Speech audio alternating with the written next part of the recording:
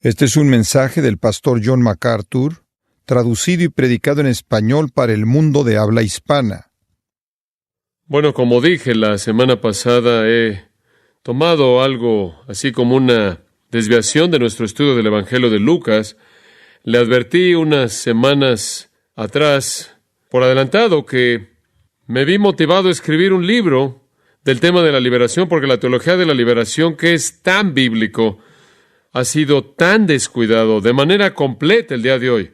Y cuando estuve fuera durante un par de semanas en Italia, realmente comenzó a pesar en mi mente que necesitaba hablar de este tema, y entonces se volvió como Jeremías, fuego en mis huesos, y no puedo regresar al Evangelio de Lucas hasta que haya entregado mi alma en el tema de la liberación. Como dije la semana pasada, y simplemente lo animo, si no estuvo aquí la semana pasada, que consiga la cinta y la escuche, porque lo que dije la semana pasada es esencial y provee un cimiento de esta explicación. No es uno de esos mensajes que en cierta manera es opcional. Es un tema obligatorio que debe ser entendido por todos nosotros. Así que si usted no oyó el mensaje, ciertamente puede recoger la cinta ahí en el centro de cintas el día de hoy. Dije la semana pasada que una de las grandes palabras de la Biblia es la palabra liberación, aunque no es usada de manera común en el vocabulario cristiano. Lo que es triste es que es raro cuando usted oye a los teólogos hablar acerca de esto. Rara vez usted lee que los teólogos escriban acerca de la verdad de la liberación. Sin embargo, es un término profundamente importante para entender la obra redentora de Dios. Dios está ocupado en liberar.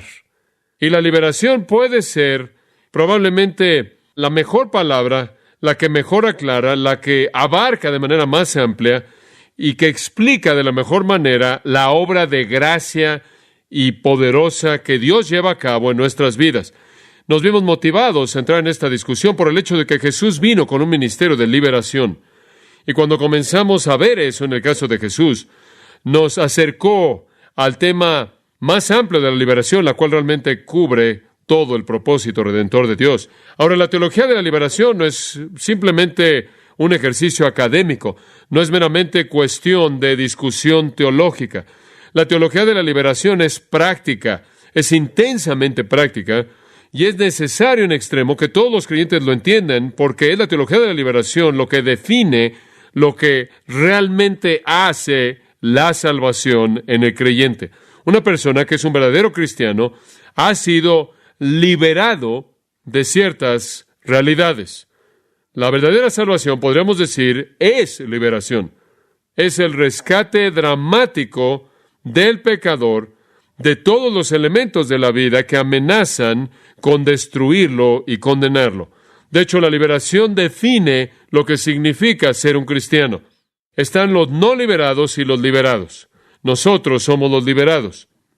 En Romanos 11:26, Pablo escribe: el libertador vendrá y quitará la impiedad y quitará el pecado. El Mesías, el Señor Jesucristo, es ahí identificado como el libertador. De hecho, cada vez que en la Biblia usted ve la palabra salvo, salvado, salvación o salvador, usted puede traducirla con alguna forma de la palabra liberar. Esencialmente significa lo mismo. Pero liberar nos comunica bien, porque entendemos en español y en inglés el significado de liberación. Ahora, como dije la última vez, para aquellos de ustedes que estuvieron aquí, espero que todavía esté resonando en su mente, la teología de la liberación y el entendimiento de la liberación es un área crítica de verdad. Y se vuelve crítico en el punto de entender quién es un verdadero cristiano. Y eso, como señalé, es absolutamente esencial para la salud y el bienestar y la eficacia de la iglesia. Si la iglesia borra la línea entre los cristianos y los no cristianos, entonces invita al enemigo al campamento, distorsiona de manera total su propia identidad y permite que Satanás entre en el campamento. Es cuestión de estar contento o inclusive invitar a la cizaña para que sea sembrada entre el trigo. Sin embargo, eso es exactamente lo que está sucediendo entre los evangélicos en la actualidad. La iglesia evangélica está invitando a los no cristianos a entrar y después los está redefiniendo como cristianos. Le dije la semana pasada que el fracaso más grande del cristianismo profesante en este día y en este siglo pasado ha sido el fracaso en distinguir entre los cristianos verdaderos y los falsos. Y es peor ahora que jamás ha sido. Ha estado llevándose a cabo a lo largo del siglo y ahora está peor que nunca. La verdadera iglesia es la sociedad de los liberados y tenemos que mantener esa distinción muy clara porque el Señor quiere una iglesia pura. Él quiere una novia pura y Él quiere una novia sin mancha y sin arruga. La iglesia debe ser constituida de creyentes verdaderos y debe ser claro quién es un verdadero cristiano y quién no lo es, para que protejamos a la iglesia de la infiltración de Satanás y también protejamos a los perdidos de ser engañados. Y no solo cuando le permitimos a los no cristianos ser definidos como cristianos, contaminamos a la iglesia, sino que también contribuimos y ayudamos al engaño de Satanás y la gente vive como si fueran cristianos cuando de hecho no lo son. Le dije la semana pasada que cuando la gente me pregunta cuál es el problema más grande en la iglesia, digo que es su incapacidad de discernir.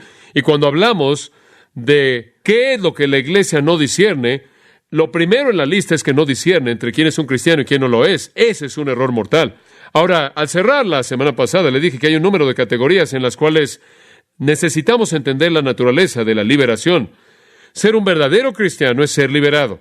Y es ser liberado de varias realidades que son muy importantes. La primera es de la que le quiero hablar en esta mañana. Los verdaderos cristianos han sido liberados del error a la verdad. Del error a la verdad. Ahora, este no es un mensaje fácil de predicarles por varias razones. Uno, tengo demasiado material en mi cabeza, demasiado como para poderlo digerir, y esto demanda una cantidad tremenda de esfuerzo mental y una confianza en el Espíritu de Dios para ayudar en el proceso de filtración. En segundo lugar, va a tener que pensar junto conmigo porque van a haber algunas sutilezas, como también cosas no tan sutiles que vamos a tener que comprender conforme avanzamos. Pero esto es muy, muy importante. Nada es peor que una persona crea que es cristiano cuando no lo es. Nada es más mortal para el impacto de la iglesia que aceptar a no cristianos como si fueran cristianos. Entonces, estamos tratando con un asunto que se encuentra en el centro mismo de lo que la iglesia realmente es y se aplica a todas las vidas de las personas que se acercan a la iglesia. Entonces, lo primero que queremos saber acerca de la doctrina de la liberación o de la teología de la liberación es que los verdaderos cristianos han sido liberados del error a la verdad. Pase conmigo en su Biblia, Colosenses capítulo 1, y vamos a comenzar ahí. Vamos a tratar de avanzar a lo largo de esto con la mayor velocidad posible, y voy a tener que dejar algunas cosas fuera. Pero en Colosenses capítulo 1 creo que podemos comenzar ahí. Aquí hay un pasaje que expresa el gran milagro de la liberación. Y el versículo 13 es el versículo notable, versículo 13, Colosenses 1:13, quien, este es el Padre, mencionado en el versículo 12, a quien damos gracias, Él, el Padre, quien nos libró, nos rescató de la potestad de las tinieblas y nos transfirió al reino de su amado Hijo. De regreso en el versículo 12, Pablo dice, por tanto, le damos gracias porque Él nos hizo aptos para participar de la herencia de los santos en luz. Ahora, aquí usted tiene ese conocido contraste bíblico entre las tinieblas y la luz. Hemos sido librados de la potestad de las tinieblas, hemos sido librados al reino del Hijo de su amor, como el griego literalmente dice, el cual es un reino constituido de santos en luz. Las tinieblas es sinónimo de la ignorancia, las tinieblas es sinónimo de error, la luz es sinónimo de verdad.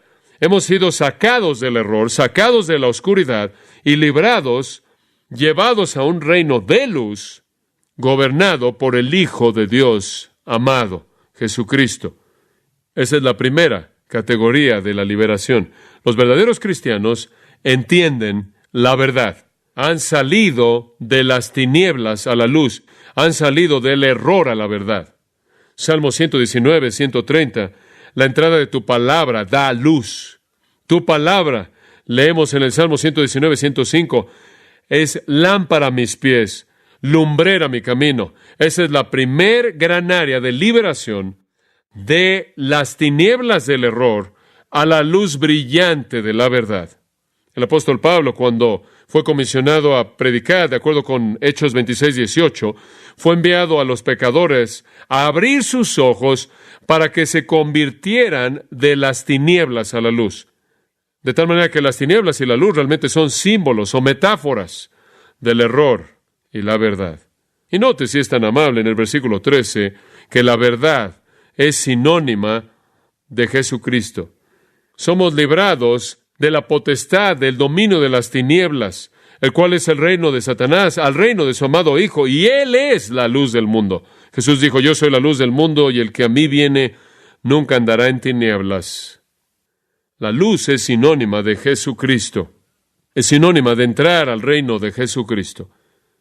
Entonces, lo primero que es verdad acerca de los liberados, los verdaderos cristianos, es que no creen en el error porque han venido a la luz, han venido a la verdad. Tomando el lenguaje de Efesios capítulo 6, están involucrados en una batalla en contra de las fuerzas espirituales de las tinieblas, pero son triunfales, están triunfando porque se han vestido, se han puesto la armadura de Dios, y la primera parte de la armadura es el cinto o el cinturón de la verdad. Un cristiano, entonces, es alguien que entiende la verdad, que ha sido liberado de las mentiras de Satanás a la verdad de Dios. Ser salvo, de acuerdo con 1 Timoteo 2:4, ser salvo es venir al conocimiento de la verdad. Ese es un versículo muy importante, escríbalo, 1 Timoteo 2:4, ser salvo, y traduciéndolo de esta manera, inclusive al venir al conocimiento de la verdad, esto es lo mismo. Ser salvo no es algún tipo de sentimiento místico, oscuro, inexplicable. Ser salvo es venir al conocimiento de la verdad. Lucas nos dice en el Evangelio de Hechos que cuando el Evangelio fue predicado en el día de Pentecostés, 3,000 personas creyeron y continuaron en la doctrina de los apóstoles. Comenzaron ahí y continuaron ahí. Un verdadero cristiano es una persona que ha sido depositada, rescatada de la ignorancia y ha sido depositada en la esfera de la verdad. Entraron a la esfera de la verdad, continúan en la esfera de la verdad. Ser salvo es venir al conocimiento de la verdad. El cristiano es alguien que entiende la verdad, que cree la verdad, que abraza la verdad, que ama la verdad y que se somete a la verdad.